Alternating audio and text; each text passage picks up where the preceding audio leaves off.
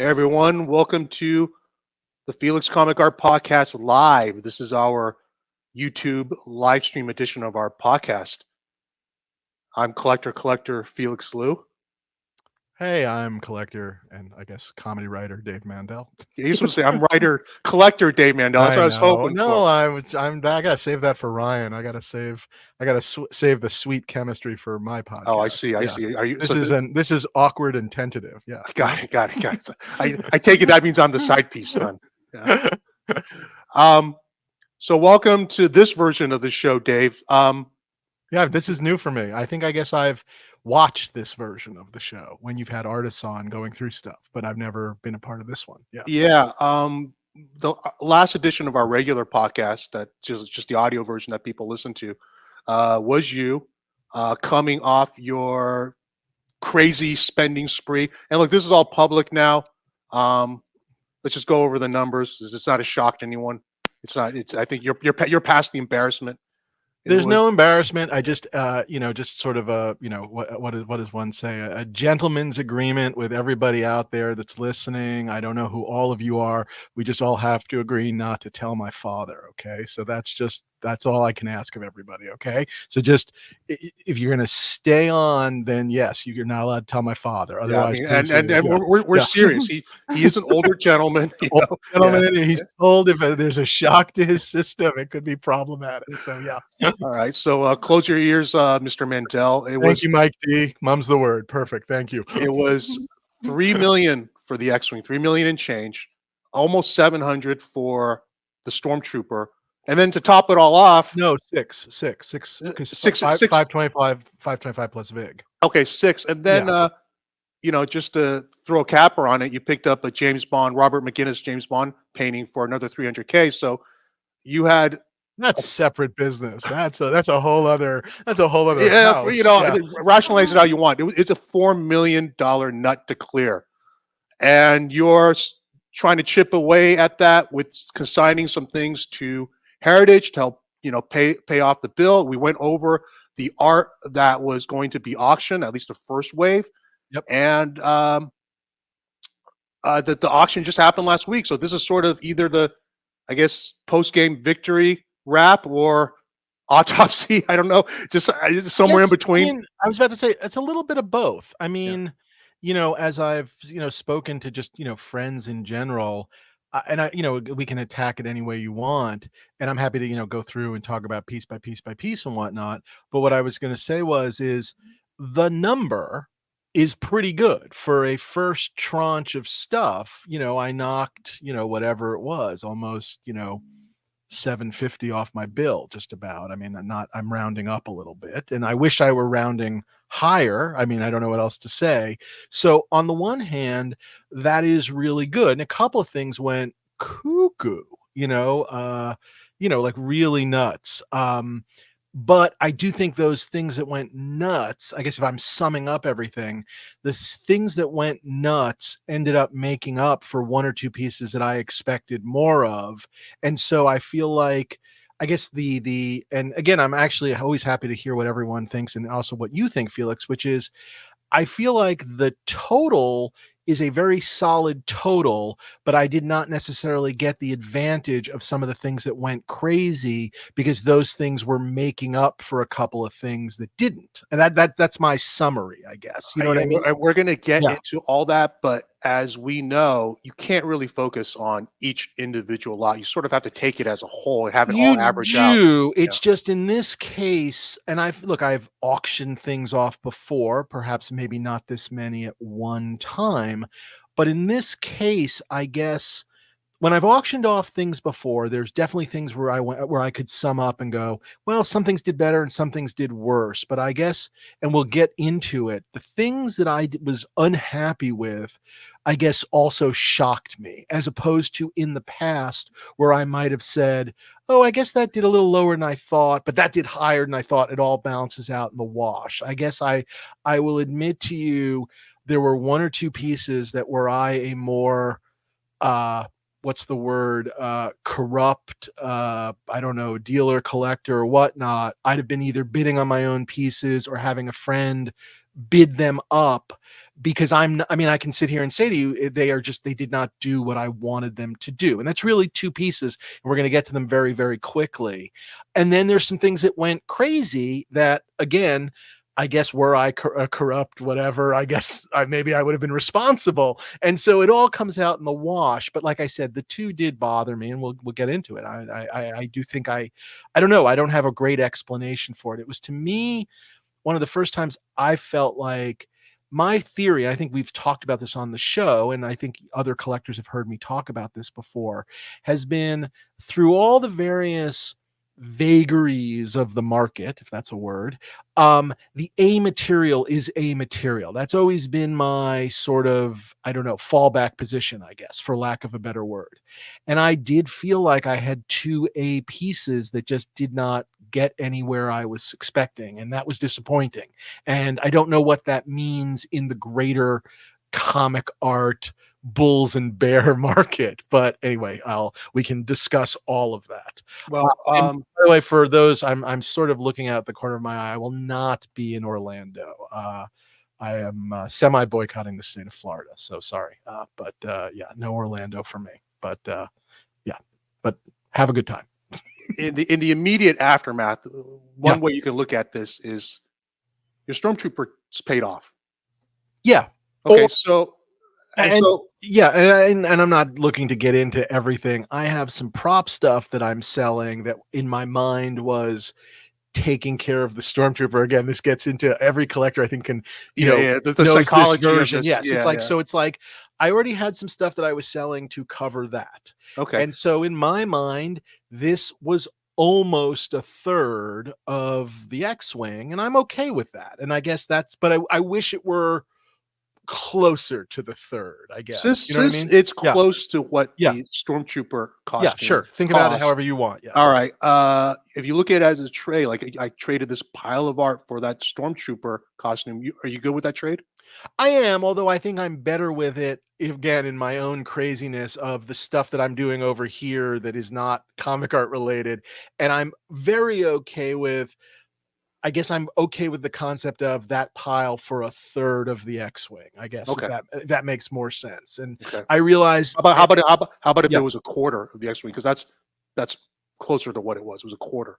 Okay with the quarter? I guess so. I mean, I'm okay with the number, but yeah, no, there's nothing I'm going to there's nothing I sold that I will regret, that I will miss per se, except maybe that first piece that we're going to get to, which I thought was the worst performer. So that's maybe that's a good run in to where we're headed. Yeah. You always start off your show with Ryan, the Stuff Dreams Are Made Of movie prop podcast, which I'm getting into. Yes, and by the way, I will announce that we are still going to, hopefully this month. Ryan was in for the Emmys and stuff. He's the showrunner of House of the Dragon.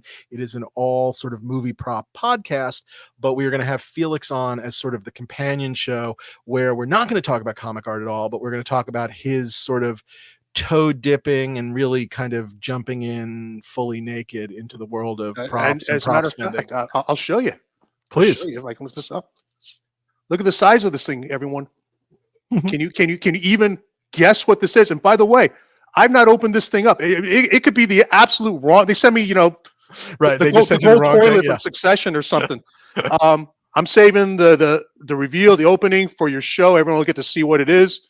And I'll just tell you right now, spoiler, just looking at the size of this thing, my prop career is pretty short because I have no room for these monsters. But I see a lot of empty space behind you. I see wall space. I think it's all going to be fine and good.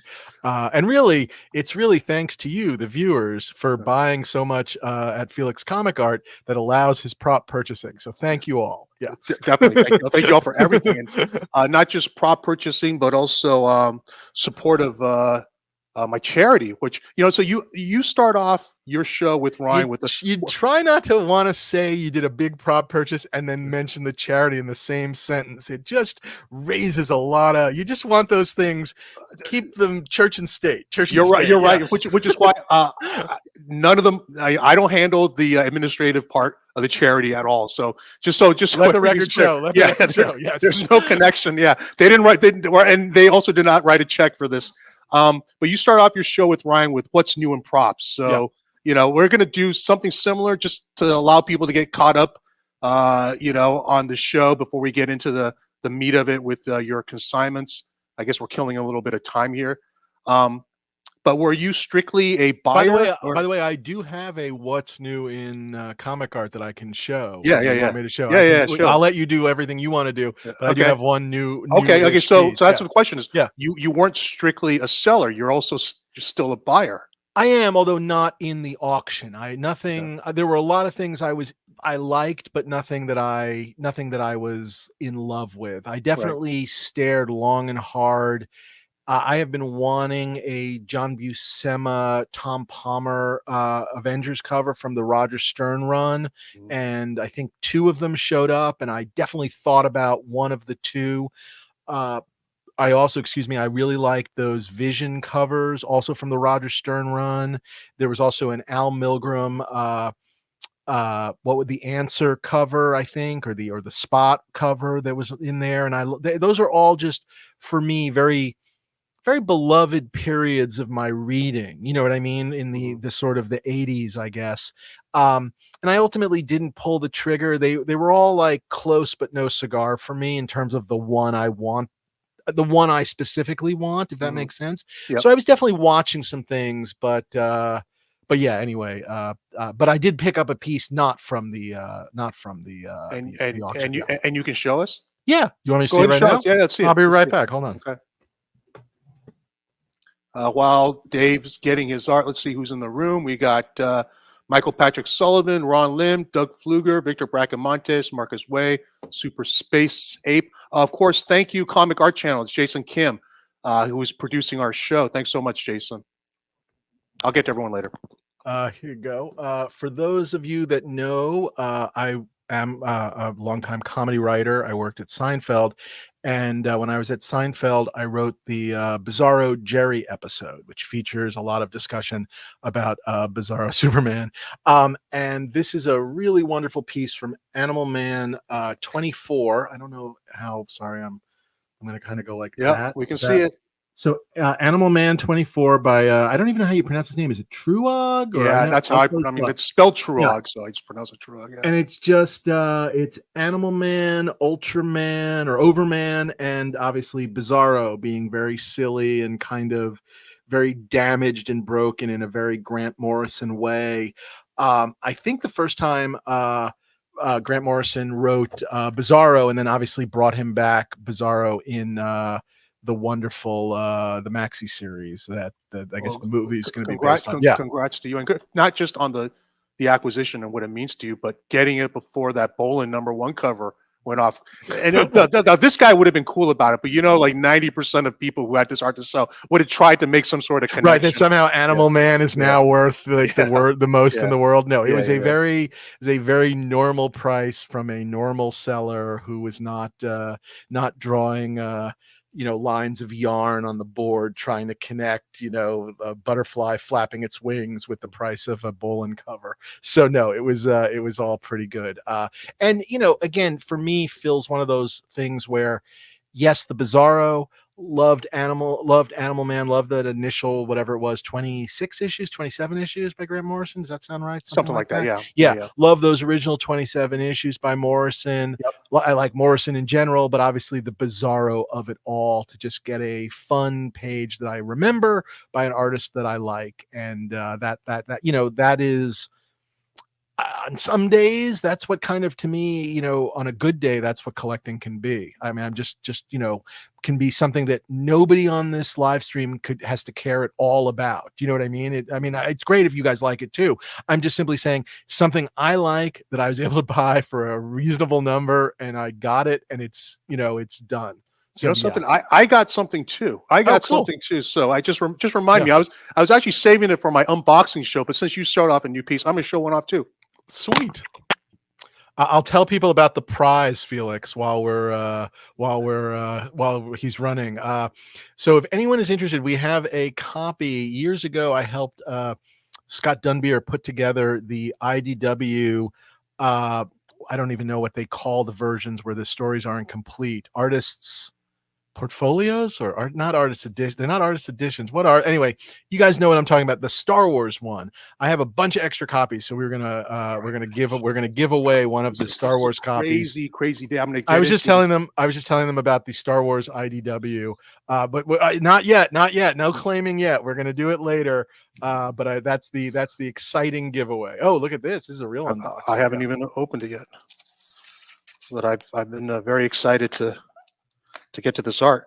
So yeah, crazy day for me. I just made it home. So this is this, for the audience watching at home, this is a real authentic Dave Mandel art experience, because anybody who's Dave knows it starts late. This is actually early for Dave. Yeah, no, so normally it's like if Felix is in town, it's like, yeah, just meet me at my apartment at 11 p.m. or something. I feel like we started recording that last one at like 11 or 11:30. Yeah. So that's how it typically goes. And anyway, I had the ASCO conference is in town, and ASCO is ASCO, stands for American Society of Clinical Oncologists. Okay. And our charity is represented there. So I had dinner tonight with everyone, and it was fantastic. And we've actually made a pretty big impact already. So it's all very exciting, and that's fantastic. Yeah, this conference is centered on GI cancer, which includes colon cancer, which has also touched your family as well. My sister-in-law. Yep. Yeah. It's funny. They say that there are new treatments and treatment options that are coming out and are on the horizon, but it's always kind of nebulous, Yeah. But we're starting to get some more concrete ideas, and a lot of it's centered around immunotherapy, which I really do believe will be the key to all this. Whether that happens in our lifetime, I don't know, but I think they sort of identified the path it's going to take. But in any case, very, very productive. Really great to see everyone, and I know everyone I had dinner with would extend their thanks to everyone who has helped and contributed to our charity. So thank you, everyone, and thank you, Dave. You've been a big supporter too. Thanks so much. I also have something fun to announce. I've talked about this man a lot in podcasts, and I do these things. He just comes up. His name is Dr. Yuman Fong. He was on my wife's team. He's the chair of Department of Surgery at City of Hope in Los Angeles, which is NCI Center. I consider him the greatest liver surgeon in the world.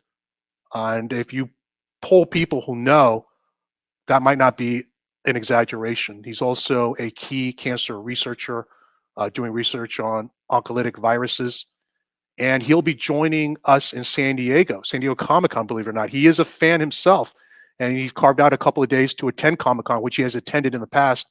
Oh, and he's cool. He's gonna join the dinner that I usually hold for our major donors, and hopefully you can make it this year too, Dave. But anyway, for those who've heard the name and are curious, come say hi to Dr. Fong at San Diego. He'll be sketching everyone. No joke. He's made his own comic. He's made his own. Yeah, he wrote his oon comic. So maybe he'll be sketching. I don't know. And with regards to the charity, Nick Barucci, publisher of Dynamite, holds a show every Friday night called the EXP on YouTube. I'm sure everyone here knows about it, where he does his own art auctions. He has pledged 10% of the sales tomorrow night to the Lou Family Fund. So thank you so much, Nick. Thank you. All right, so here's the art. It is a Keith Pollard drawn fantastic 4-page. Oh, very cool. Except there's no FF, but it's still a cool page because it's the first appearance of. I don't know exactly what that is. Although I think I have an idea.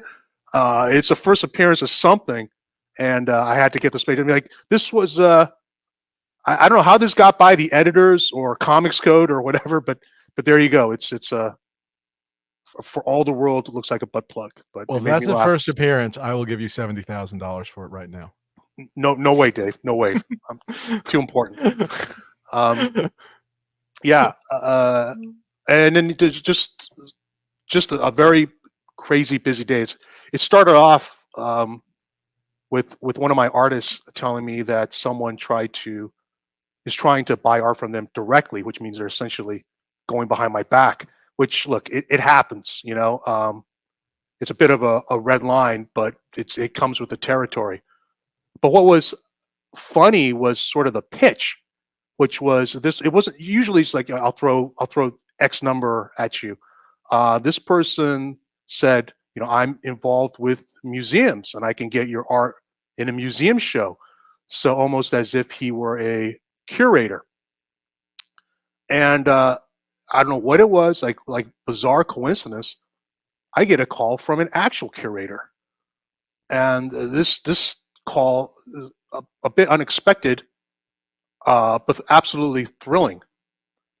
It's the comic art curator of the Lucas Museum of Narrative Art, who we have a mutual friend who's heard me, talk about on the podcast. He listens to the podcast, and put the two of us together. And if I had any hopes and dreams for this museum before, I mean, they're like it's like real now. Talking to this guy, um, just amazing what their plans are, and I couldn't be more optimistic and excited about the opening of the museum, which is slated for late 2025. He says, but it possibly might get pushed a little further. I just had an almost hour-long conversation with them. Learned about what they had, which is super impressive, and Yeah, and very. over the last couple of years, there are some, I guess, what does one call it? Big purchases, at Heritage, where we've all wondered, like, whatever happened to that piece. And not all of them, obviously, but there's definitely a bunch of them that I think we're all going to be a little surprised to find out. It turns out that the Lucas Museum bought them, and they're going to be displaying them. And it really does feel like the first museum, and it maybe ever, but certainly in forever, that is taking the form of comic art as an art form very seriously. Obviously, it fits into their worldview of narrative art. And I've spoken to them a little bit myself about lending stuff, and I don't know, I just cannot wait for it to open. I'm with you. I'm with you right there. Yeah. Yeah, actually, he mentioned that they'll be reaching out to you as well. But what's interesting is the bulk of it is the vast majority. I say 99% of it's George Lucas's collection, his own collection. And while it is very deep, it's not especially comprehensive past a certain date. So the more recent, say the past 30 years, Right. they're a little thin on. Um, but what I was especially excited to hear, was sort of the frosting on the cake for everything, is the curator knows a lot about new art and is very curious to learn more. So, he knows people like Paul Pope, Cliff Chang, Stuart Immonen. He's a fan of those guys, but he's now getting into Daniel Warren Johnson, Trad Moore, Nick Klein, and showed him some more guys as well. So he's very willing to learn. He even wants to come visit in the Bay Area. He said his the favorite comic he's read in the past few, however long, was Daniel Warren Johnson's Do a Power Bomb. So I was just blown away at how, on top of things, and a true comics fan this guy is. So lots of reasons to be optimistic, lots of reasons to be excited, and I'll report everything as I can. Just coming across news stories, I would always share them on social media. I've sort of talked about how, we plan on having a field trip with the artists when the museum opens, which I mentioned to the curator, and he said, "Yeah, we'll do something special for you guys." So, yeah, very excited. And if you're watching tonight, Mr. Curator, thank you. You really made my day. Last bit of business is we got a big drop tomorrow, which is for Ryan Otley's Invincible. It's the biggest Invincible art drop we've had in forever. It's actually the first Invincible art drop of the published art in over 3 years, and it's the most covers that Ryan's ever offered at once, including this, which is a new number one cover. So it is not the original number one cover, but it is a number one cover for a reprint. This is one of the few solo Adam Eve covers, or where at least where Adam Eve is front and center. And this is a fantastic piece he created for Fortnite. It's a Fortnite loading screen, but it's DPS size. So there you go. Some highlights, but there's going to be 30 some odd pieces available tomorrow. Drop happens at 9 a.m. Pacific as usual.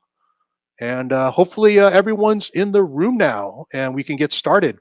And by the way, the good news is we'll probably go till about 8:30 a.m. tonight, and yeah, then so you'll stay be up. able to take a quick shower, maybe make a cup of coffee, and then just jump right into the pickup. That'll be fantastic for everyone. So yeah.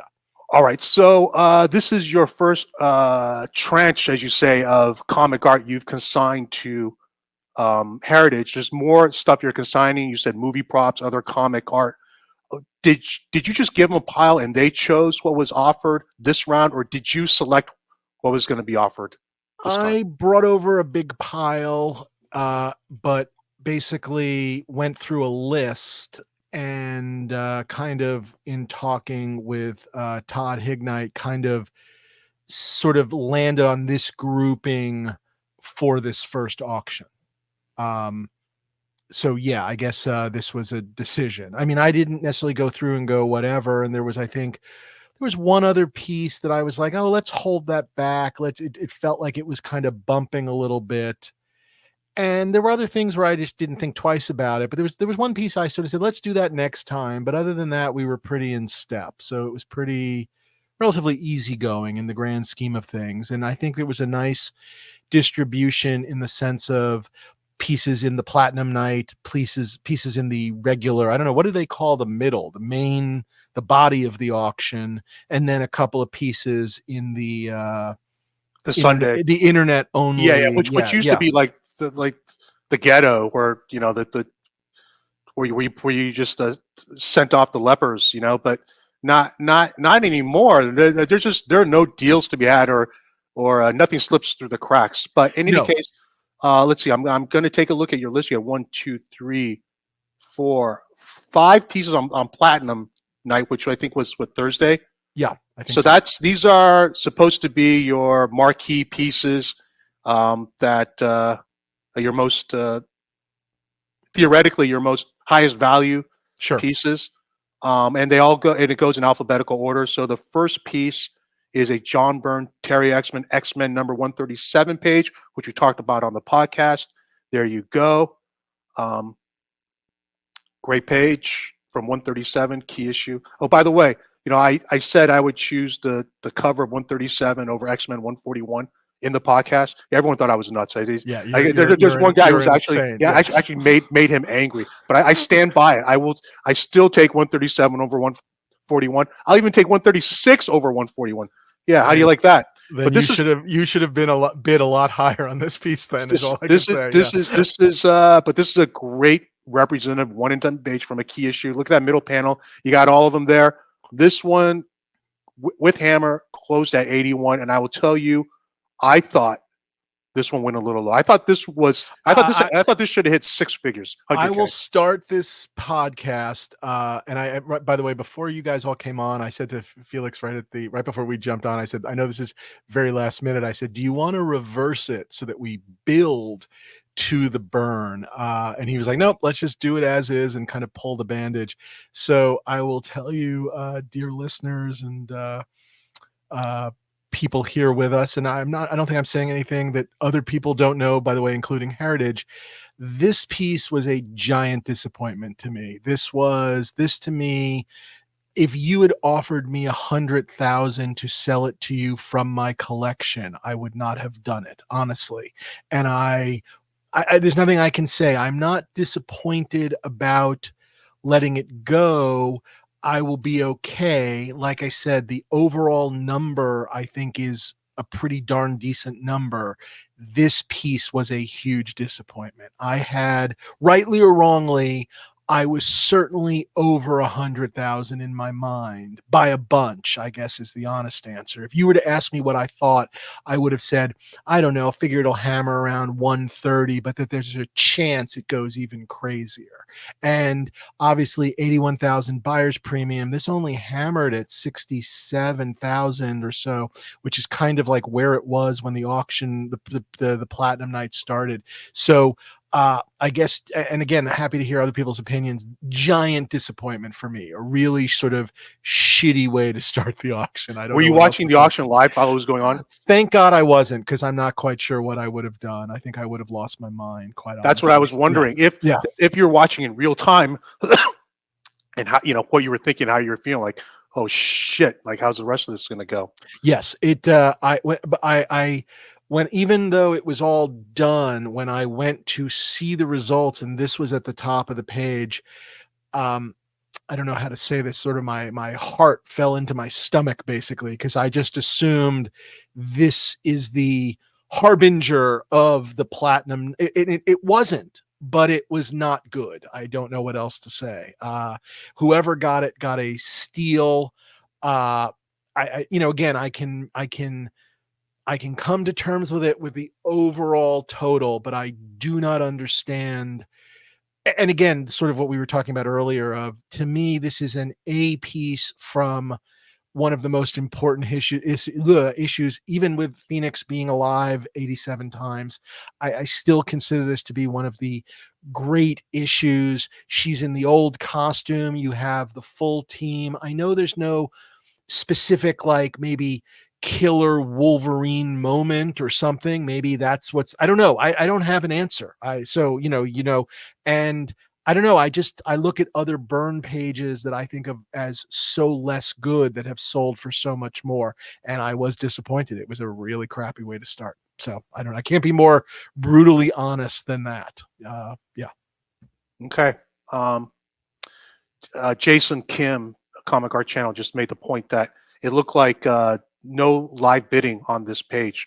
All the pre-bidding took it down, so no live bidder jumped in on this Which page. just seems like a very strange problem. I don't know. I guess I even, how does one say this? I guess I even just assumed that if a speculator saw it for going this low, they would jump in and chase it a bit. Or a I know. dealer. Yeah, exactly. Yeah, exactly. That just like there would be a sense of, if I can bring this down, look, I'm making this up, even one or two more bids above where it ended up, there's money to be made down the line. I'm almost asking you, Felix, or I'm even asking the audience for why. What was it? Why is there something I was missing about Burn? But I was just really fucking. And that's why I confused. asked if you curated your selection, because you wouldn't want competing pieces. I made sure there was no other Burn piece, and I had I'll simply say at the moment, and I'll, to be revealed later on, not this show, but down the line, I had a different significant X-Men piece that I pulled from the auction and pushed to the quote unquote the next auction. And part of the reason I did that was to stay out of the way of this piece. And it wasn't a Burn piece, it's a Cochran piece, but I felt they competed. Yep. And I moved it for just that reason. And I don't know. I don't have an answer here. I'm just right now. The early going doesn't get any better, and it's a good thing you weren't watching, because next piece, Jason. Yes, it's so funny. Basically, these are the two disappointments of the entire auction. Which is, this is okay. I don't know. I wish it had gone for more. I don't know. What was your estimate on this? I don't know. I guess my estimate would have been, if someone had offered me like, I don't know, 40 or 45, that's where I would have sort of sold it before. This one, and look, again, we can argue how to think about these things. In a giant auction, this one coming in here, I can live with. Like what's the word I'm looking for? It doesn't bother me the way the other one did. I don't know, but maybe there is some, I don't know, softening of Burn or whatnot. Someone, Carl just wrote, it's a nice cat piece for sure. I don't have an answer. I'm only going by past prices. This one seemed a touch low. The other one seemed ridiculously low, but I can live in this world with this one, I guess. I don't know.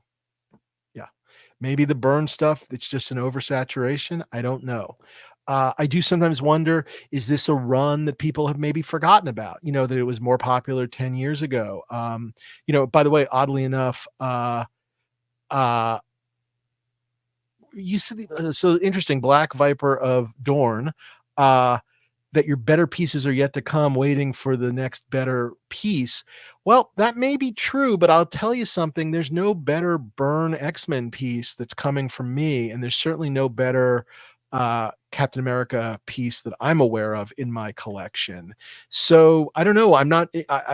There certainly could be a hedging of that. This was the lesser stuff, but it wasn't. Again, I don't have an answer. I'm just telling you. Yeah.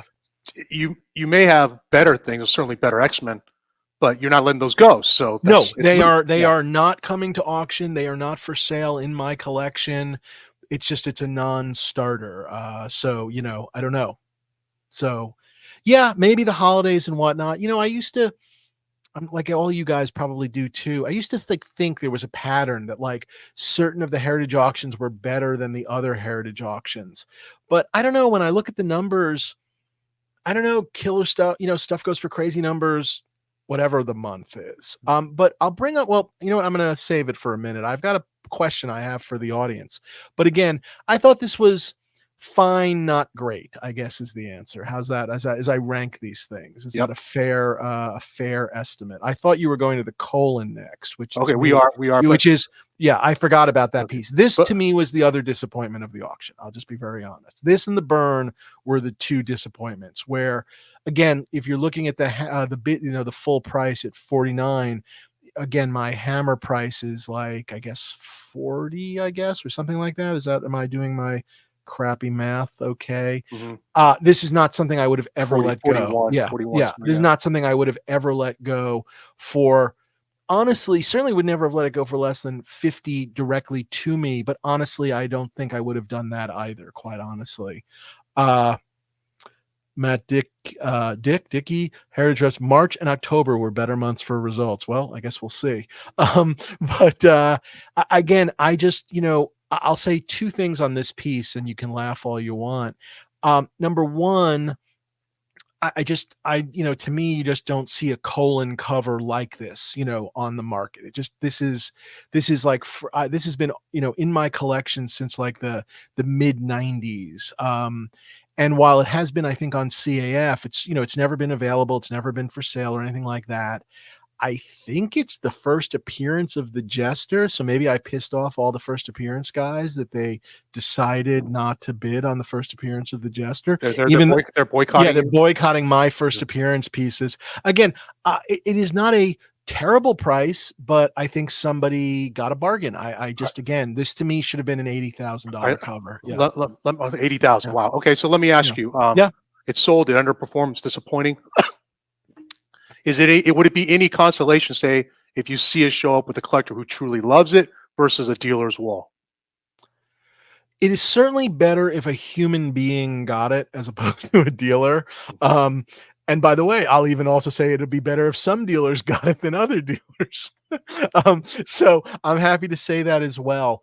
Look, I'm not. You want to name the dealers? Oh, Bashara knows who I'm talking about. It's honestly, for me, it's just, I don't know. It's tough to kind of go, it makes it better. I hope whoever gets it enjoys it as much as I did. It's just, I was letting it go for a very specific reason, obviously, which is to, pay for something. And so the ones that underperformed, especially when I thought they were as great as they were, hurt. They hurt more than the surprise of the things that did better than I thought were happy. Am I making sense? Like if this is the middle, the things that didn't perform sort of made me sad and angry more so than the things that overperformed, if that makes any sense. It is. Yeah. It's because when you go to Vegas, the losses hurt more than the wins feel good. Yes, exactly. I just want to just real quick, a tangent here. I want to give a shout out to Kimberly Wu in the audience. My friend Kimberly Wu, who is related to one of my absolute favorite movie directors. So maybe you can all guess who that is. Kim Wu. That's Chris Nolan's cousin. Everybody. No, James Cameron's. All right, let's go on to the next piece. Here we go. Ditko Spidey, and this is major villain and a fight page. Went for 156. How'd you think this did? I thought this did absolutely fine. I can sit here and I can say to you, I had dreams of it going a little higher, but how does one say, I think I'm not going to complain about it is my answer. But for such a great battle page, whatever, again, I just would have thought a little higher. And again, I'm not talking about $4 million or anything like that. I'm just simply saying if the number had been 175 or something like just a little higher, to me, this would have been one of the better pages with a major villain and a great fight page with funny dialogue, the best of, Lee and Ditko working at the top of their power.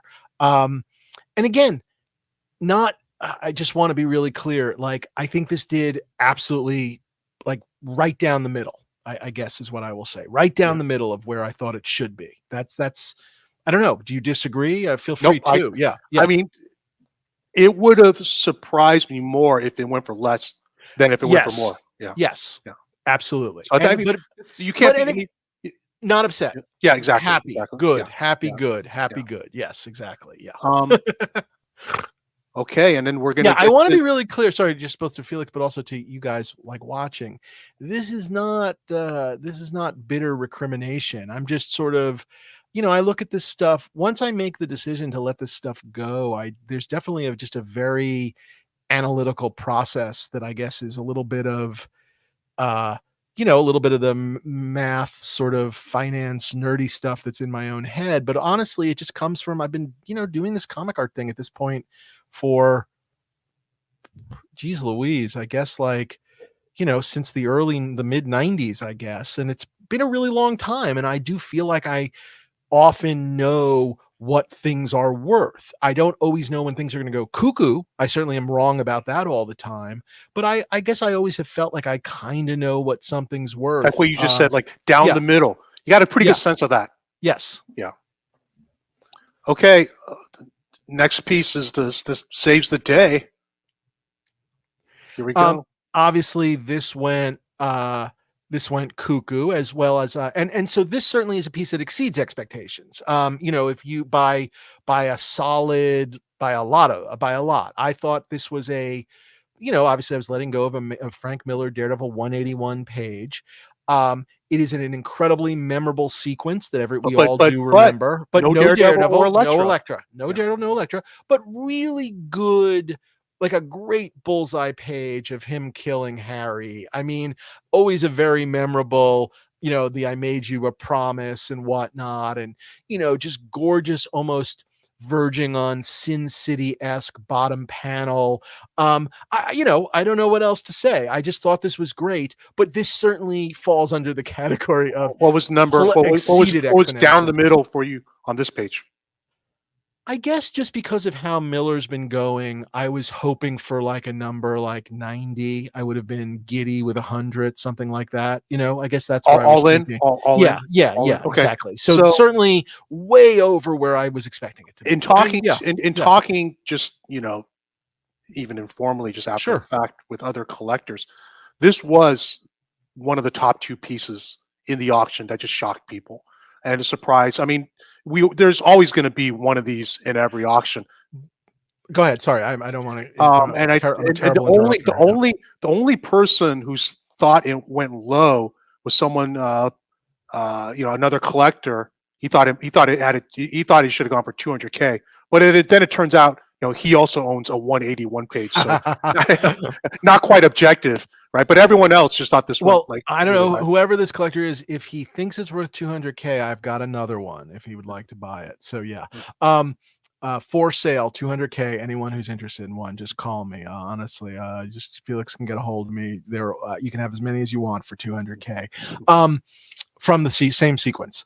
I guess what I will say is, I was surprised by it. But again, not as surprised by how the Byrne didn't do, because I did in my mind think to myself, Miller is obviously Miller.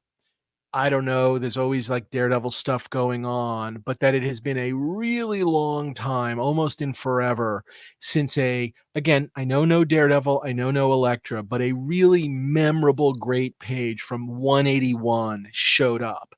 And it's those same reasons that, again, to me, I put 137 in the same category as 181. Those are the, once upon a time, does it make you feel any better if you lie to yourself and say, okay, No. I'm squinting my eyes. I got 156 for the X-Men, No, 81 for the. No, Why it not? does not. Because it's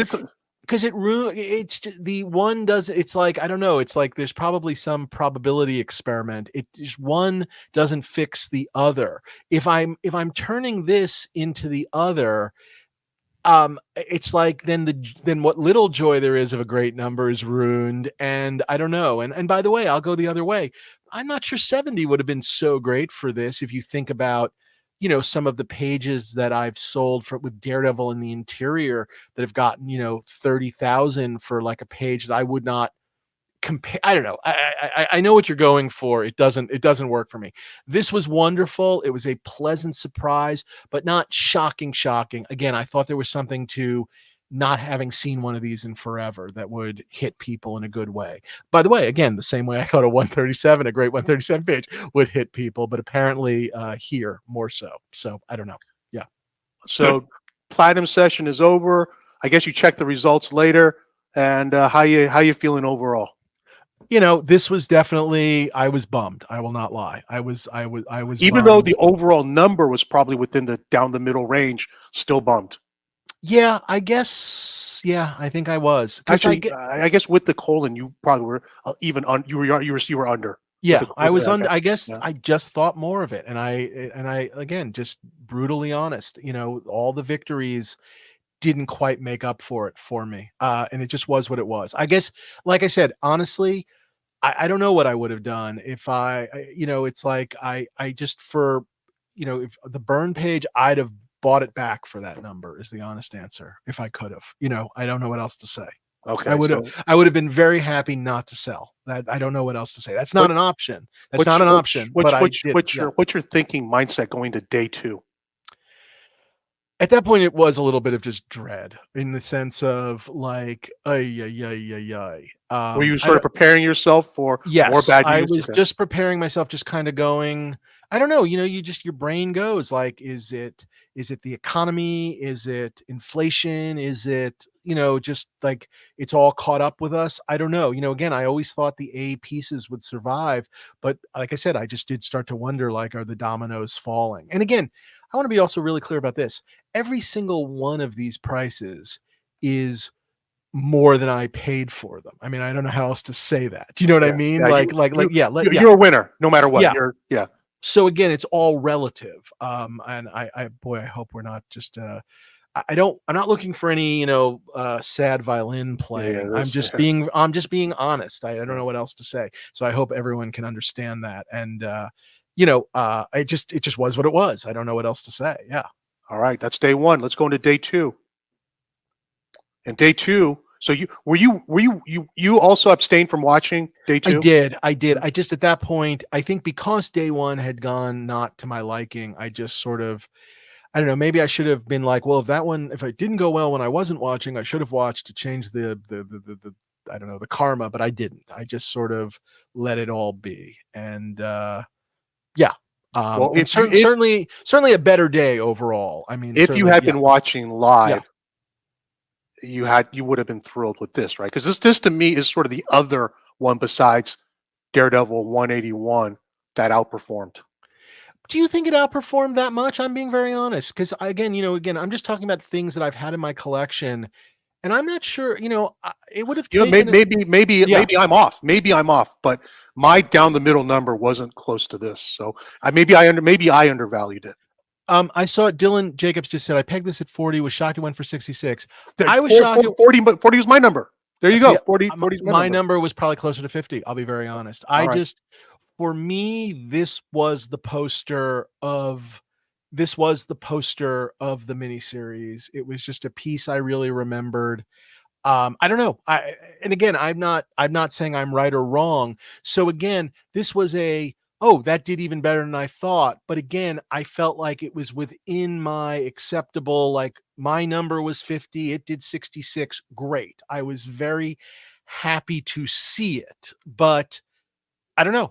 I wasn't like, this was a whatever. What I guess was curious about, and I don't know, Felix, if you were there watching it, or not there, but online, was this intense bidding? Was there I any like wasn't watching. fun bidding? Oh, okay. I I was wasn't always watching, but curious, I like, bet was it there was. fun bidding? Yeah. I bet it was, because going into the live bidding, it was a lot lower, and I'm sure people in the audience who saw can tell us. That was true of day 2 in general, which was the numbers going in were X, and some of them ended up really high, and I just had to assume there was more fun bidding. Whereas day 1, it just seemed like, and I don't know, maybe that's maybe that's something to do with the platinum night. I don't know. You know what? But Maybe anyway, yeah. platinum night is counterproductive. Maybe platinum night scares people away. They just decide to save it for the Yeah, regular. I don't know. you I know.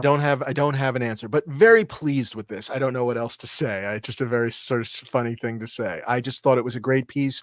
I will miss it. I let it go because I had another Chris Picciolo piece of death that I liked a whole bunch also. I don't know how else to express that. And that's really why this was expendable. So yeah.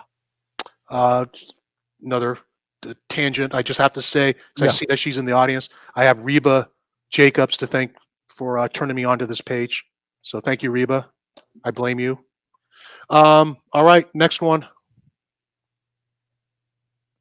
Here we go. From Hell, number 4 cover by Eddie Campbell, of course. Sells for $14,400, 12 to you. What do you think? I was very pleased. I mean, I honestly, I was shocked was it the previous Heritage auction where a page or two from Hell sort of started going a little cuckoo a little bit. That was I think in a weekly, just a regular weekly, Yeah. if I'm not mistaken. Yeah.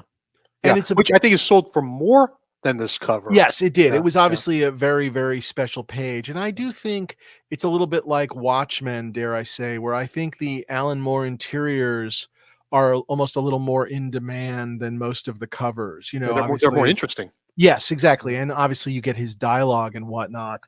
I bought this piece literally in like 1996, I think, at the old 4-color gallery that was down by like I think was it down by like in New York City, down by the Holland Tunnel or something. It was I picked it up there, bought it like in person. I always thought it was really cool. One of the covers that actually had the Ripper in it, in the reflection of whatever the Raven's eye. You can kind of see the Ripper coming at you.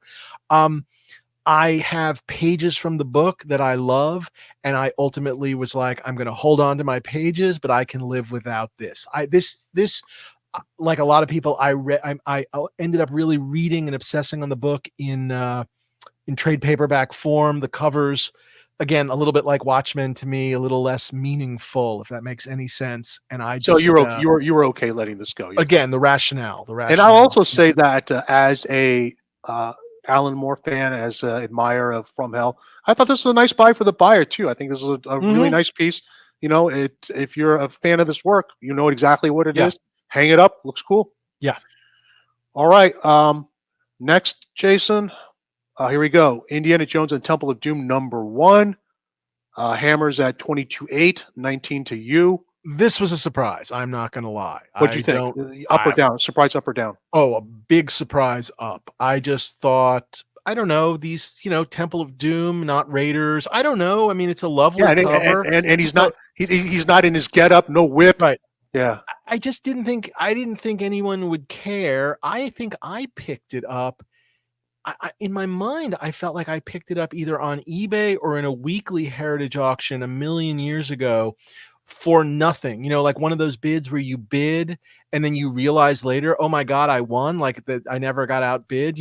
I'm not trying to like say I was a genius or anything. I just picked it up because I liked it.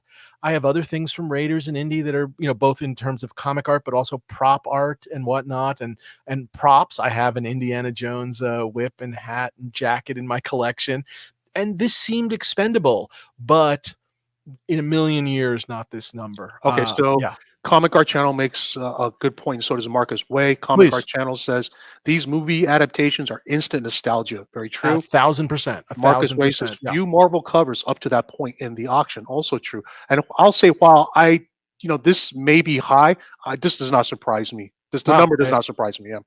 Marvel #1 cover, all that nostalgia. It's Indiana Jones. Honestly, I love Indiana Jones. Couldn't care less for Temple of Doom, and I say that's not a horrible price to me. And I think whoever bought it, I'm sure, is thrilled. I hope they're thrilled. I'm thrilled. I don't know what else to say. But I was shocked a little bit. Like I said, I just didn't think other people would care. That's my honest opinion. Yeah. Next, Jason. Todd McFarlane, Tony DeZuniga, Infinity Inc. number 18 cover, 14.4 hammer, $12K to you. Another one I was surprised by. I remember the first time I saw Todd McFarlane when he did 2 fill-in issues of Infinity Inc., which was the Chroma storyline, and then there was another issue or two, and then they brought him in as the permanent penciler. Inked, I think, mostly by DeZuniga. Was this a DeZuniga one as well? Yeah. Yes, it is. Who I don't necessarily think was the best inker on Todd McFarlane. But for anyone reading the Roy and Danny Thomas Infinity Inc. back then, they were just letting Todd go for it. He was doing all the stuff that he did later on in Spidey. He was trying it out on Infinity Inc. The panel breaking, the giant images, like almost like behind the panels with like panels on top, occasional just like logos and emblems and whatnot. I always thought it was kind of fun and great. I just sort of, in my mind, I was like, well, people are nuts for Todd McFarlane. I could live without it. I'll let it go. It's funny. It was never the cover I wanted, which I guess brings up the point of, there's 1 or 2 other Infinity Inc. covers that they ever showed themselves, I'm probably a buyer, if that makes any sense. But for the time being, I let it go, and I thought it was a pleasant surprise. I know it's Todd McFarlane. I just didn't think it was anything people cared about, in the same way. So I thought this was a price that I was pleasantly surprised by as well. All right. So up to this point, day 2, winner after winner. Yeah. So if you're watching, you would have been okay. Next one. Mike Mignola and P. Craig Russell, X-Men Classic number 65 cover, 36 all in, 30 to you. What'd you think? In my mind, because obviously for those of us that are kind of after these things, in some ways this is the thing by Mignola people want more than life itself. Maybe at this point more than certain Hellboy stuff. Obviously, this is not a full team cover, and there's 2 big swastikas on it. I agree, it felt a touch low to me, Dylan Jacobs. I guess I would have thought more like 40, 45, something like that. Not a lot low, not a lot higher, but a little bit higher. But I do think it is because it is not the main team and there are swastikas on it. I think it's beautiful, beautiful inking. I think it's a gorgeous piece. It was the lesser of the ones I had, and I decided to let it go. But, again, if you'd asked me, again, if you'd come along and offered 35 for my collection, I probably would have tried to push you a little higher, is I guess how I would have thought about it. But nothing, all good. Again, that what are we calling it? The down the middle. We're right in the zone, I guess. So I'm happy. You know what I mean? Happy enough. Yes. Next, Jason. Frank Miller, Sin City promotional illustration, Marvel original art from 1992. I think that's within the first year, and 91 was or whatever. But it's super early, and it's Marv blasting a gun right in your face. 43 2 all in, 36 to you. What'd you think? Again, I'd love to sit here and say to you, I wish it were higher. And I do wish it were higher, but I'm also aware it's not a cover. It's not a panel page. It's not, it's a really nice illustration that I'm not sure people remember. That's so at the end of the day, when I looked at when I looked at the whole thing, I just felt like, yep, I'm okay. Kind of again down the middle. Do you know what I mean? Yeah, I I don't think know. this. I Yeah, think I'm not going to say this was low, but I think the buyer should be happy. Buyers yeah, should be happy. yeah. Yeah. I feel like somebody got a little baby bargain. Maybe how's that for an answer? Like not a steal, but a baby bargain. Yeah, that's No, a comic no, art term, no, right? no baby bargain or any bargain at all in the next piece. No, no, Get it, sir. Jason? No, sir. Joe Quesada and Jimmy Palmiotti, Daredevil #3 cover, original art from 1999.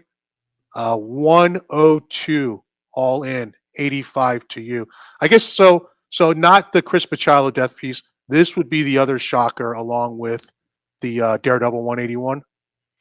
Yes and no. I certainly not to this height. I will say that Kevin Smith sold a cover from the run um, that he had kept. This was written by Kevin. Actually, I Mhm. ran into him walking his dog tonight. I forgot to talk to him about this, but anyway, he had sold a cover from the run in that auction that he did at that sort of Jersey auction house, Yeah, yeah, back in and he, September. Yeah. yeah, and it was definitely they got some okay numbers, I thought, and their number on their Daredevil cover was very solid, and Kevin was certainly there and pimping it in a great way and doing, like a lot of hype and whatnot, and I thought that obviously helps. I'm not sure a Kevin Smith fan bought it as much as a comic art Kevin Smith fan, but I'm not sure like just somebody who likes his movies would buy comic art. But anyway, I did think it helped.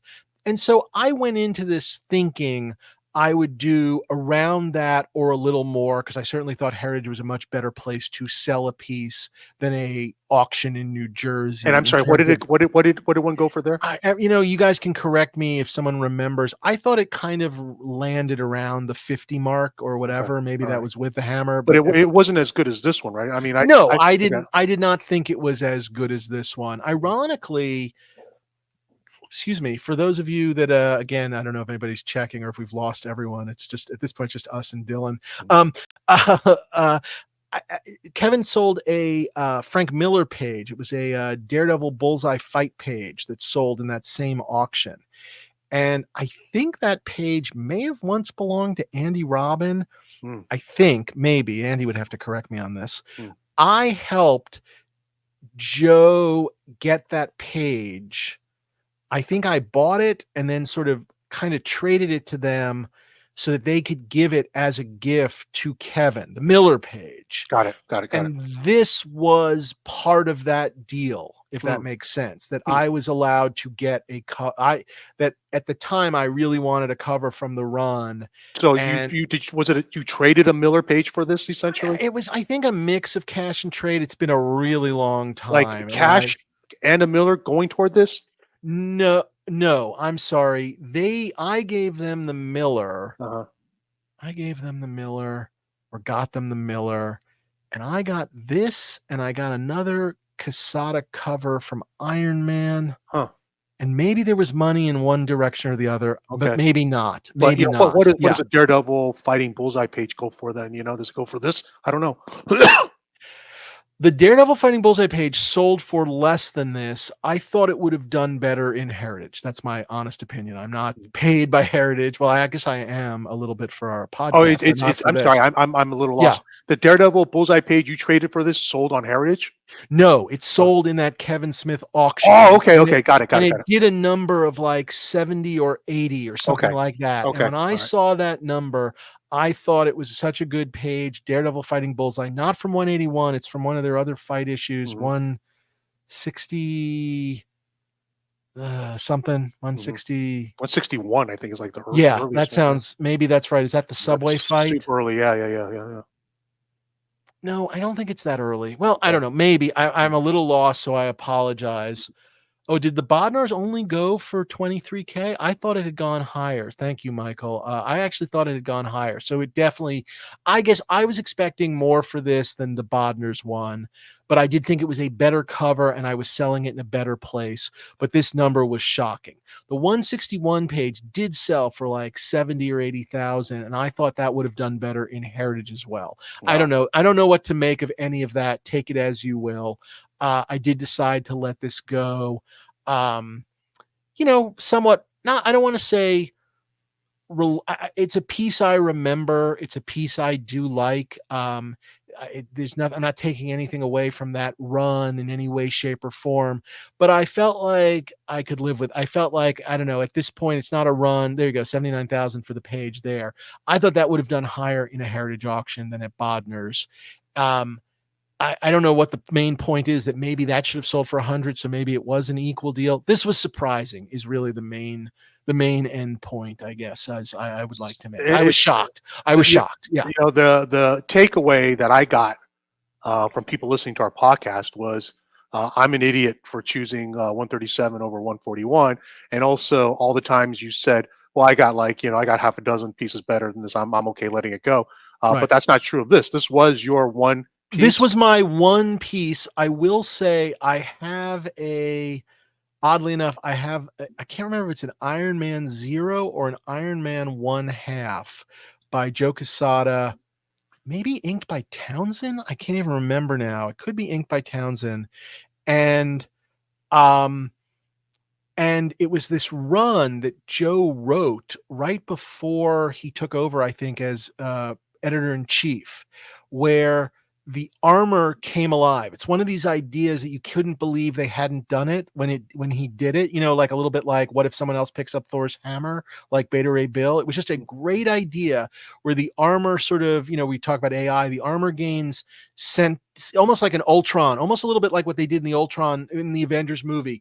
The armor, the Mark whatever armor kind of comes alive to basically, in a weird way, and again, I hope my memory is doing justice, kind of almost in love with Tony in a weird way, if that makes any sense. And I don't know what to tell you. You can call me, I'm crazy. I love that cover. And I did think this was fantastic. I guess ultimately this run was a nice memory, but not for me. Like I wasn't obsessed with it. That's the easiest way I can express it. I don't know. It was a fun run. I remembered reading it and liking it. I was happy to get the piece at the time.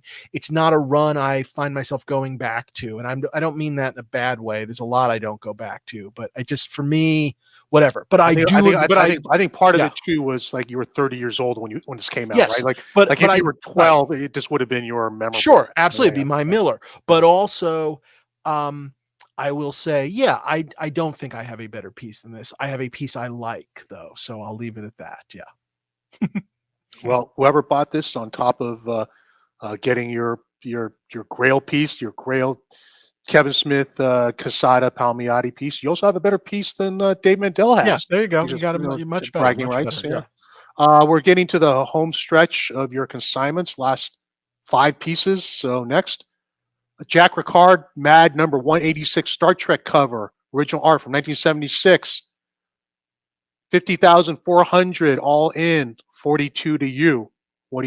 Exactly what I was thinking. I don't know what else to say. I mean, it couldn't be more exact, I guess. I mean, honestly, this to me, very memorable. If you're a Mad Magazine kid, this was a super memorable. It's Star Trek. I figured this would be what can I say? Not Mingo, which I think maybe if it had been Mingo, it would maybe have done even a little more, whatever. But just there are later Mad Star Trek covers, but the classic uniform Star Trek, there isn't. And this is just a memorable piece. And if, again, in the rules of it all, it just takes two. Took 2 people and here we are, but it's exactly what I thought it would be. I don't know how else to say that. Yeah. This was literally almost spot on. Yeah. Okay. I thought this was high. Okay. Fair enough. I thought this was high because you're not a mad guy. You're not a comic. I am a mad guy. Okay. But the problem is us mad guys are old, and it feels like the really super high bidding is more of a younger guys. I agree. Right, I feel this is also a Star Trek guy that won this, not just a mad guy. So I think that sort of adds that goes to the mad thing too. Old guys, Old guys willing to get exactly what they want. That if you're willing to spend, like we see in the prop world, if you're willing to spend, whatever, $100,000 to get that McCoy uniform from season 2, I could see you taking this down. I don't know. That was my okay. So you know what? Going through all these pieces so far, There are pieces that people have known about. We've seen them in Sure. your collection. There are pieces probably people didn't know about. But there are the pieces that people have known about. There are probably some of those where people have tried to buy them from you or thrown numbers at you. So that Sure. kind of gives you a little bit of a baseline. Um, had that happened with this piece or any other piece? I do think people knew I had this. I don't know if I have scans on CAF, but I certainly when Mad Magazine um ended, I posted a lot of my Mad collection, and I wrote a little something about Mad for I can't even remember. It's been a long time. I think I wrote about something for Mad about Mad ending for the Hollywood Reporter and put some pieces from my collection in. Um and so people had it, but no one's ever asked me about it. I don't know. I don't get a lot of inquiries, or if I do, they're just about pieces I wouldn't even think about. I mean, I might have thought about this, I guess, if someone had inquired, you know what I mean? But Mhm. it definitely wasn't in my never pile. It was sort of, there are 3 covers of Mad Magazine that I truly remember and love as sort of a film genre guy. This was one of them. The Adam West with Alfred E. Newman as Robin is another one. I do not have that. And the Planet of the Apes one, where he's pulling the ape mask off, and it's Alfred E. Newman, also by Norman Mingo, and I own that one in my collection, and that is my keeper. I don't know how else to express that. That is my Mad keeper piece. And I let this one go. And about a year ago, I let go of a Godfather one because I'd picked up a Jack Davis Godfather piece for a TV Guide cover that I liked more. So that I don't know. That somewhere in there's an answer. Next, Jason. Charles Schultz, Peanuts Daily Baseball Themed Comic Strip, original art from 1963. 24 all in, 20 to you. What'd you think? Felt low. I guess what I'll say is I did look after the fact, and I have to admit I did not do my own homework here, where it does seem like Peanuts have not been much of anything of late. Maybe occasionally if it's something spectacular like Great Pumpkin or something.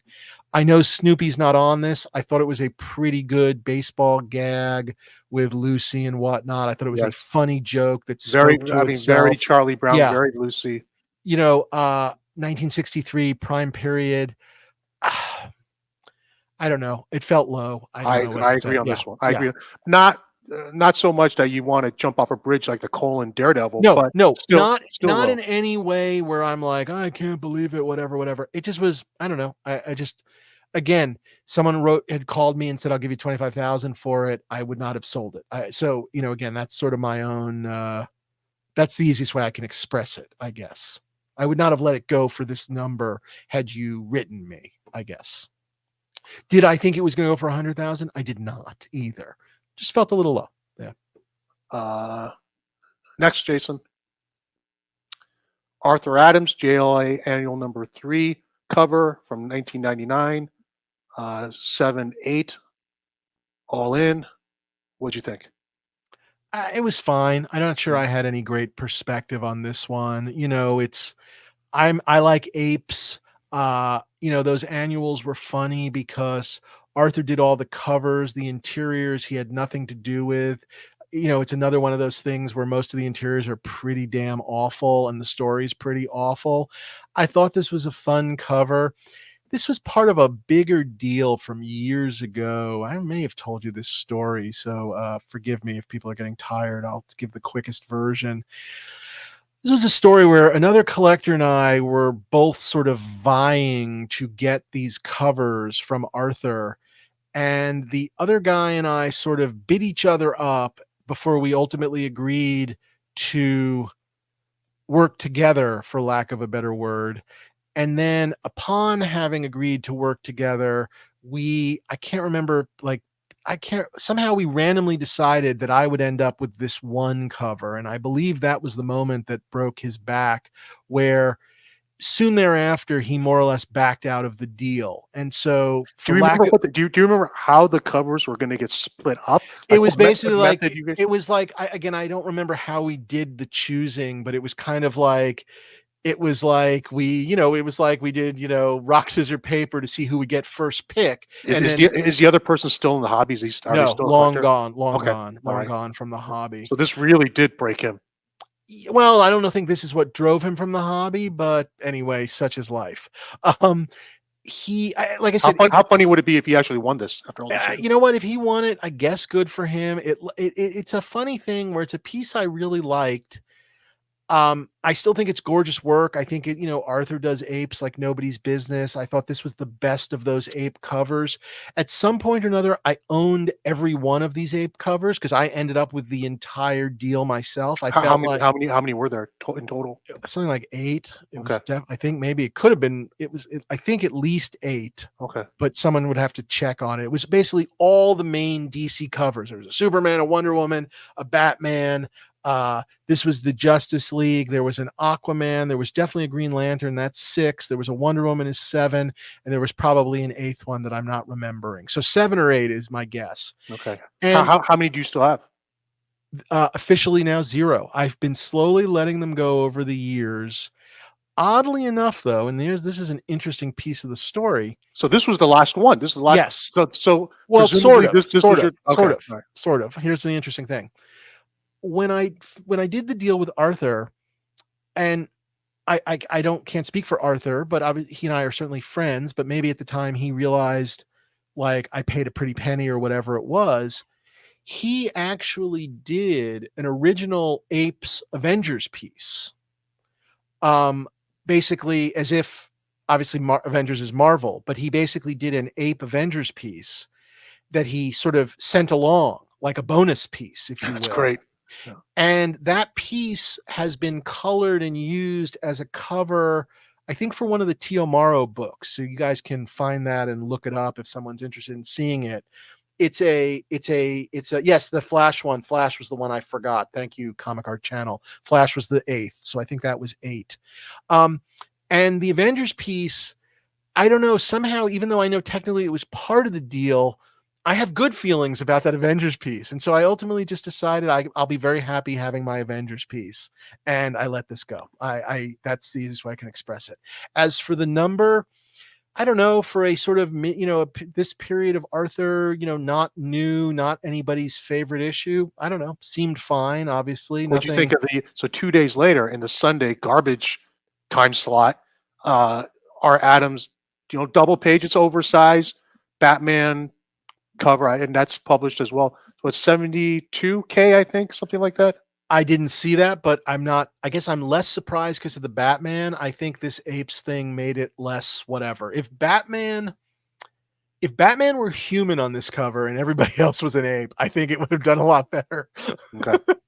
I don't know. I agree with that. That's yeah. I think that makes sense. Yeah, I don't know what I thought. It was fine. I thought it was absolutely fine. I don't know what to say. I know Arthur's stuff sells for more.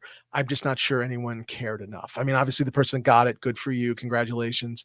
I like it too. Like I said, it just had a weird taste in my mouth and I was happy to be rid of it for those reasons. And happy to knock whatever 6,000 off my bill. So, okay, good. Black Viper of Dorn also makes a good point. It needs a pretty girl on it to pop. Sure. Yeah. But also that obviously, I don't know if he means artistically or value wise, but certainly, or maybe both. Maybe both. Well, I don't know. I think artistically, it's a very good piece. Yeah, I don't think it needs an artistic. The blacks on Batman, the way Wonder Woman is more sort of darker behind the Superman, the whites and the blacks. I think it really works as a piece of art. I'm just not sure anybody cares or even remembers JL Ape at this point. You know what I mean? It's like, what was it? Ghost of the, I don't even know, late 90s, early 2000s that no one remembers, couldn't tell you the writer, couldn't tell you the artist, nothing. So, yeah. All right. Black Viper of Dorn clarifies he meant money wise. Next, Jason. Eduardo Barreto, DC Comics presents number 80, Legion of Superheroes cover, original art from 1985. 10,200 all in. That seems down the middle to me.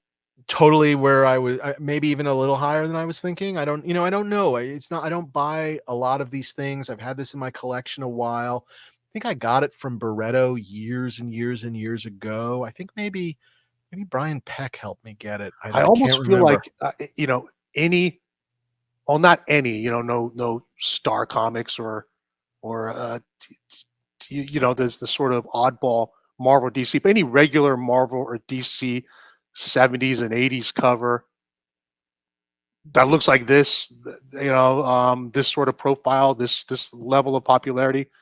10K doesn't surprise me these days. No, it does and it doesn't, I guess. Like I said, it's Legion. I think people like Legion. That means something. I don't think it's a particularly memorable book. Ultimately, I let it go because I have other Legion I like more, I guess is the honest answer. If you had said to me this did 7,500 or 8,000, which I guess is what sort of the hammer was, so I guess Mhm. we're close to, that to me would have been a very fine number. So I was just, the fact that it went such as it was, even a little over 10, I was like, yeah, okay, that's nice, nice. Pleasantly surprising. Again, that category. All right, we're down to our final piece. We did it. Next one, Jason, Howard Bender and Tony DeZuniga, Star Wars Weekly number 13 cover from May 3rd, 1978, featuring C-3PO, R2-D2. This is a UK cover, right? Yes, they split the issues into two, basically. So in America, the initial 6 issues of Star Wars became the first 12 issues of Star Wars Weekly.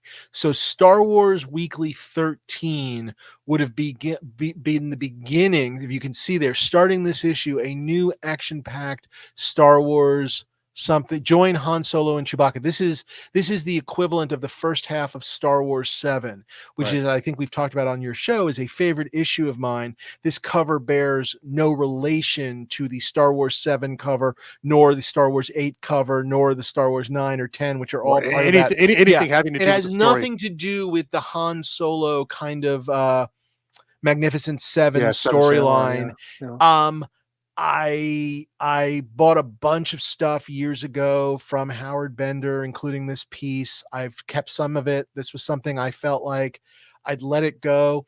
I thought maybe because it was somebody's first issue of the new storylines that it would pop. I thought 15,000 almost was a very fine number, but I had no real answer. And Yeah, if you, yeah, it's yeah, Star Wars. It's from yeah. the right time, but it means nothing to any of us here in the Yeah, I States. thought, I thought maybe some Brit would go, "Oh, I must have it," but I don't know. I was pleasantly surprised by this number as well. Yeah, Okay, so yeah. overall, day 2, much more successful than day 1. Not Yeah. enough to make you feel good about day 1 or accept what happened on a couple lots of days. I breathed a sigh of relief, and I felt like it's all gonna be come out in the wash. I was, for all the victories, again, still unhappy about the defeats on the first day. I'm not gonna lie, but it certainly softened the blow. At least the total and the number is starting to look pleasant. Do you know what I mean? That's Yeah.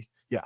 So, yeah. Next auction is coming up in April, I think, and there's a preview already of it at Heritage. I don't even know what else you consign. So what in there is yours? Well, This I'll has, tell you something interesting, and I'm happy to open this up to the floor. Um, Heritage has asked me about the possibility of doing a, forgive me, Dave Mandel sale, I guess, for lack of a better I word. mentioned that last time in our Yeah. podcast that they should promote that somehow. Obviously I promoted it here, which got the word out in a very wonderful way. But they have brought it up very sort of, formally, for those of you that were maybe fans of Arrested Development. Kelvin Mao said I should call it the Dave Mandel parentheses, not close parentheses, fire sale. So if I do it, that's hopefully what I will call it.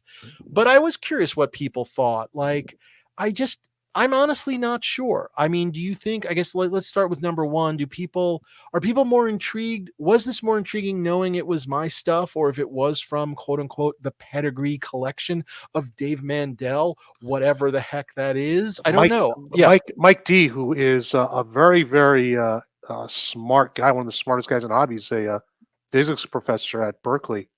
If I hope I didn't give too much away, but he says, I think you'll only benefit by putting your name on your consignments. That's coming from a very smart guy. Mike D, here's my question for you. Are you working, are the Oppenheimer LeConte building, is that still there? And do you work in it?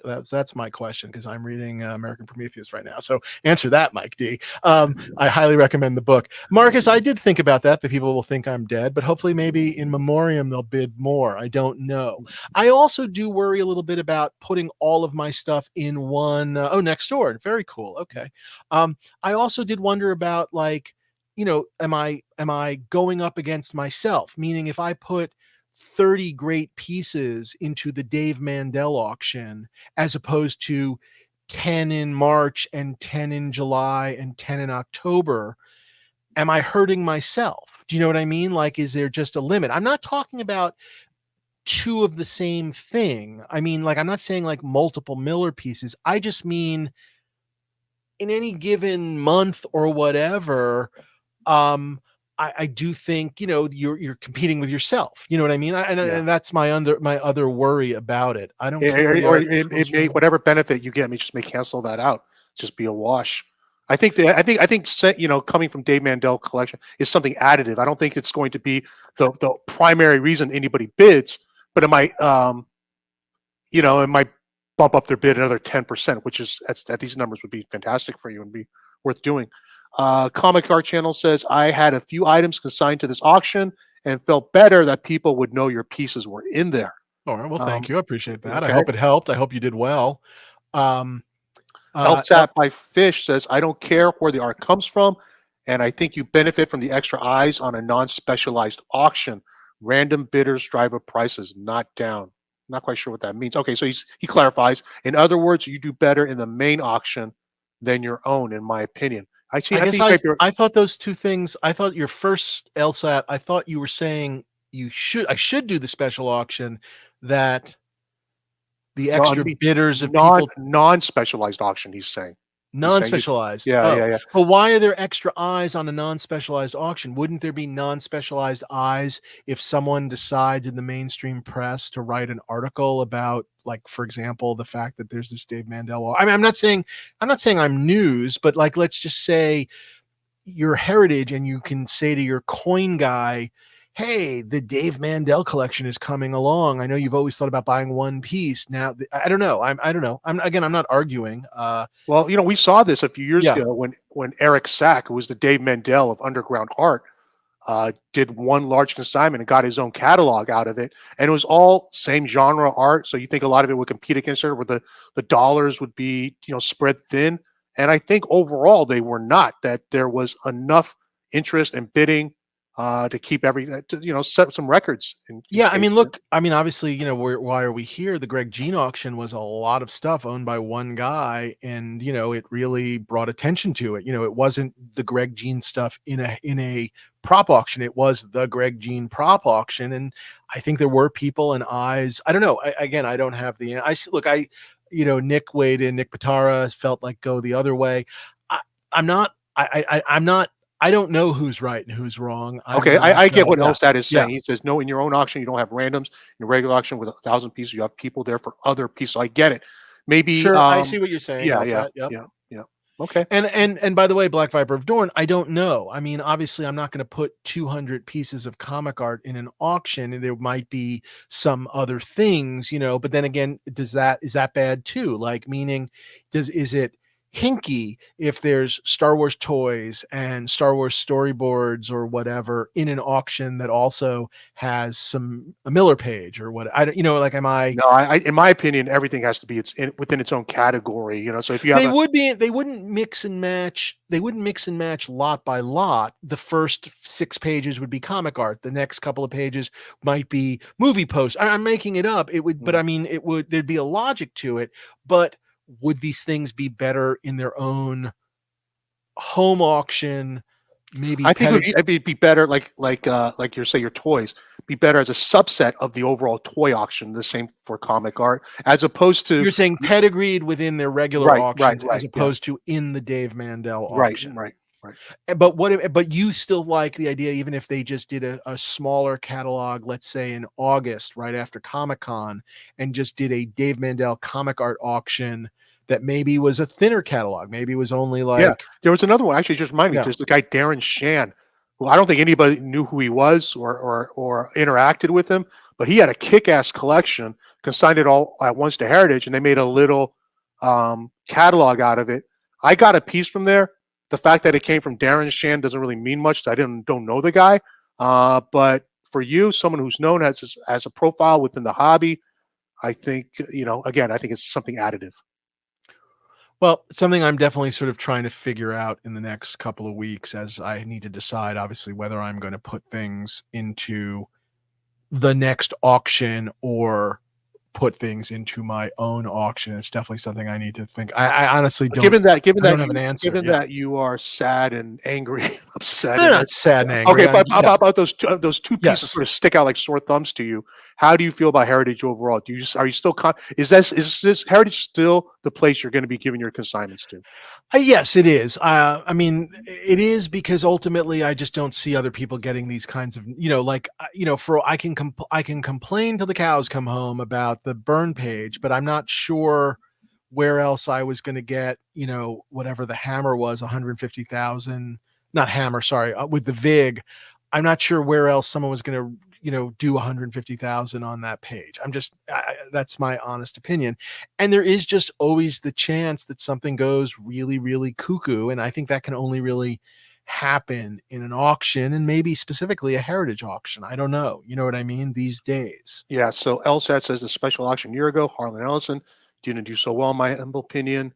Lots of low prices. Dealers spot lots of his people just didn't tune in. Well, I think the difference is with Harlan Ellison is that a lot of that was random art and it wasn't the highest quality. I think with Dave Mandel, the association is with he had sort of a best of the Miller best. page, but it was not necessarily the Miller.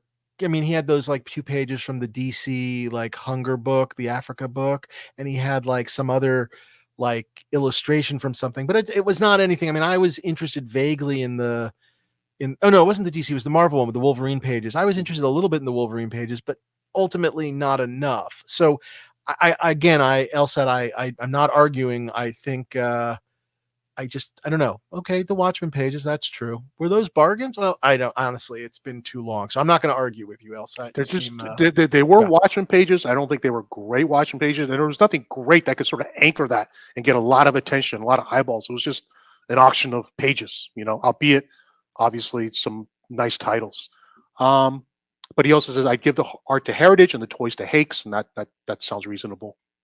Yeah, the hardest thing with Hakes, I will be very honest, and anyone who wants to help with this, please come on over, is getting the toys from Los Angeles, California to wherever they are in Baltimore. There's just no great way where there's something very lovely about being in a city that has a Heritage office in Beverly Hills, and I can just bring them stuff. And by the way, obviously I'm giving them comic art, but as I'm dealing with just a bunch of stuff for anyone who listens to my podcast, I had an apartment flood and a bunch of different things that have been going on.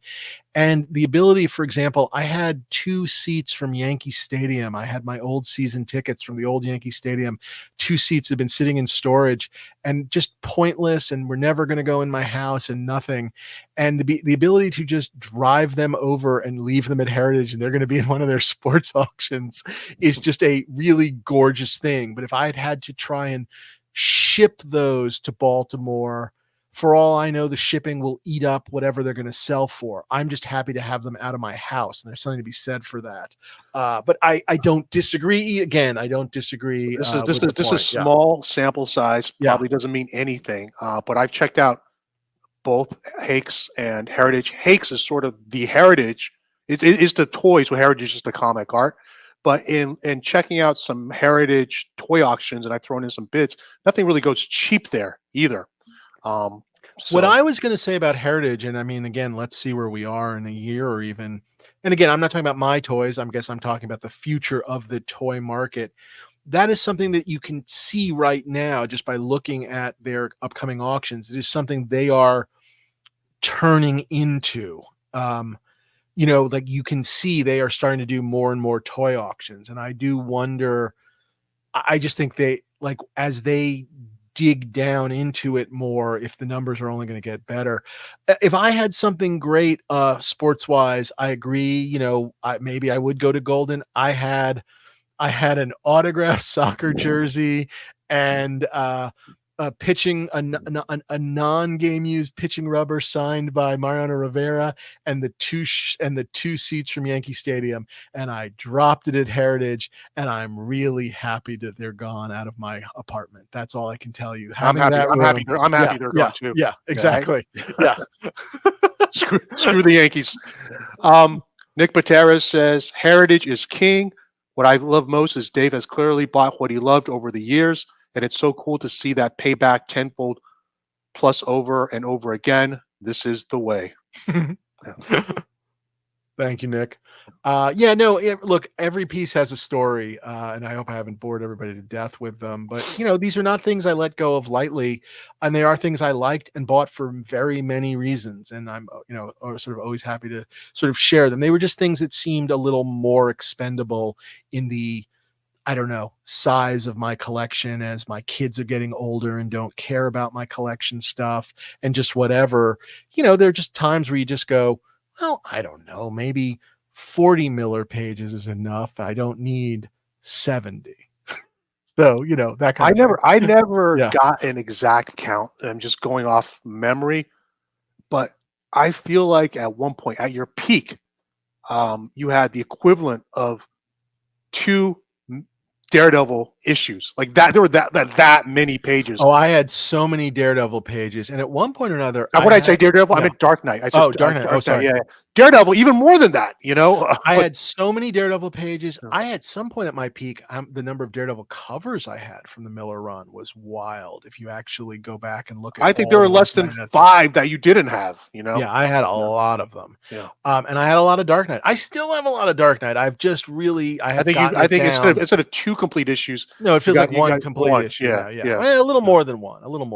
As I would argue. But yes, I'm not complaining. I would love to get it up on the walls more, though. I will be very honest. It'd be nice to have the great pieces on display a little bit more. So that's the nicer thing about kind of thinning it out a little bit. Luckily, nothing was hurt by the water, Mike D. It was a small nightmare. How much did I get from Miller scot-free? None of it came from Miller and scot-free. A lot of it came from that was before your time. I think I got them from people that got it from them. A lot of it came from Kevin Eastman.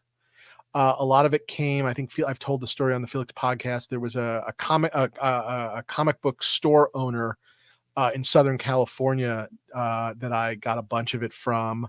And those 2 collections kind of together really filled out certainly the pages that I had from both Dark Knight and Daredevil. But it's hard to explain. There was a time when, Dark Knight pages were, I'll simply say, $750, $800, $900. And the number of those that I just bought because nobody else cared really pumped up my collection as much as buying out other people's collections, if that makes any sense. I mean, there was a time where they were for the, hey, Glenn Brunswick, what if you had Heritage give you your own catalog within the April? Yeah, I mean, that's the other way of doing it, is sort of like not a standalone, but part of a thing. Yes, and that's, I think, what a couple other people were saying too. So that's definitely something to think about. What year was the $750 page? Early 90s? Yeah, I'll call that. I went to my first San Diego Comic-Con in 95, and I was was buying Miller, Dark Knight, whatever, in like 96, 97, 98. And it was under $1,000. Absolutely, for a while. And I can even remember the first time what page was $1,250. And so I might have gotten 10 pages or more like that at those numbers, because I was just buying. I hate to say I was buying every page I saw, but I was probably buying every page I saw. I really was buying every page. Indiscriminately. You don't get to 2 complete issues worth of pages. No, I just was like, I remember this page. There isn't a page from that book where I don't remember a line of dialogue or a panel of it or something like that. And I bought them all. I just did. And at the time, I bought the, I don't know quite what to call it. I call it the poster piece. It's the black and white version of the Dark Knight, like with his hands on his hips over the city. Mm-hmm. There's a there's a Lynn Varley version of it, but there's also the black and white Miller version. You know what I'm talking about, I right? do. Feel like, I yeah. do. Yeah. And I bought that piece that bounced around from like Danzig to Pete Koch and whatnot. And that was a giant purchase in like I'll say 98. And even that was like maybe only $10,000 at the time, which You're talking seemed about like a lot. you're talking about the black and white one. Yes, the black You and white actually one. you actually told that story. Oh, did I? I'm sorry. I think you came across Yes, it. because I came across it out of San Diego. Your very first San Diego. And Yeah. Glenn Danzig's guy, his booth guy, kind of gave me the high hat, to quote Miller's Crossing. Yeah. And I walked away because it was like very pretty woman. Yeah, if you have to ask, you don't, if you have to ask, you don't know. And it's like, big mistake. Yeah. And then Pete ended up getting it from him, and I got it from Pete. And that was arguably one of the most, at the time, certainly a pretty incredible Miller piece. And that was, that was sort of the cover price of $10,000, even though it's not a cover. But again, pages were under $1,000. So, yeah. All right. Well, listen, Dave, usually I tell everyone it's getting late. Go to bed. Thank you so much. The night is just beginning for you, so we're not going to say that. But we've covered a lot. And if anybody has any last second questions or comments, feel free to add that into the giveaway. We're gonna do the giveaway. You know what? You know what? For the three people who've hung on, it's who's gonna get it, Mike D or Nick Pitara? Who's gonna get it? Which of the two guys that are the only two guys left? You guys got to type in a keyword. So the keyword will be in honor of our guest, Mandel, Mandel, the Mandel collection. Just type in Mandel. And zero entries so far. Entries. They've all gone to bed. Yeah, they've all gone to bed. Oh, someone won. Yams is gonna get it. Yeah, we got a dozen people watching. Not even. Look at this. This is huge. 11. Oh, look, we're creeping up. 13. Yeah. Perfect. Yeah. Oh wow. There's some lurkers. big crowd. 13. Lucky 13. Nope. 15. Let's give people a chance. Everybody, you want to win a Star Wars Artist Edition Howard Chaykin art from the collection of Dave Mandel. He'll even sign it for you. And no joke, I think 90% of the art that's scanned for that. There's a lot of art in my book. Hey, Kwong, I didn't know you were there. How are you? Hey, Kwan's cool. Kwan's here. No, this is also part of my master plan to get the fucking artist editions out of my house. That's the other thing. You may have noticed those, by the way, in the Heritage Weekly auctions. If you see any artist editions, those are some of my extras. So there's a little tidbit for you. Please feel free to bid. Dropping those off at Heritage in Beverly Hills and getting like 30 of these extras that I had like doubles of and whatnot out of my condo was like the greatest feeling in the world. Far better than selling a page for $150,000. Like, all right, so whoever wins it, Dave, I'm not going to put it on you to ship it. I'll ship it. No, it'll probably be easier. Well, I guess you could pick it up for me, but I don't know. It might be easier for me to ship it. We'll figure it out. Wait, post-COVID, you have an assistant who can do that stuff for you? Yes, I do. All right. Give it to the lackey. That's Come on, we're going to drive it all. We're going to just get a van and fill it up and unload it into the hotel every night, or sit in the hotel with sit in the van with a shotgun so that no one steals the rocket firing Boba Fett. It sounds fun. I like it. Look at that, 18 entries. I love it. All right. It's wonderful. Thank you, guys. I think we're good to go. Jason, go ahead and do the draw.